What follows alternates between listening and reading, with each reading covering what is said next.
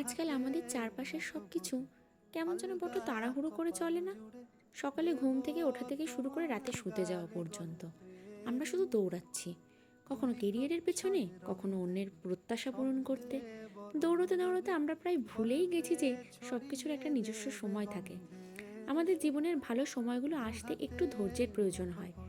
আমরা অনেক সময় অল্পতেই হতাশ হয়ে পড়ি, আমি যা চাচ্ছি তা কেন পাচ্ছি না।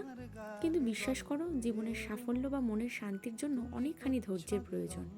একটু সময় দাও নিজেকে, আর যেখানে আছো সেখান থেকে একটু একটু করে এগোবে।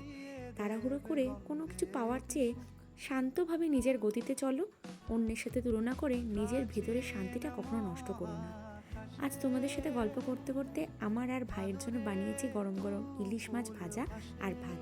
আর মা তো মাছ ভাজা খেতে খুব একটা ভালোবাসে না, তাই মায়ের জন্য বানিয়েছি কালো জিরে ফোড়ন দিয়ে বেগুন দিয়ে ইলিশ মাছের একদম পাতলা ঝোল। ভালোবাসা মেশানো এই রান্নার মতোই জীবনটাও আসলে ছোট ছোট যত্নে সুন্দর হয়ে ওঠে। আজকের মতো এখানেই শেষ করছি।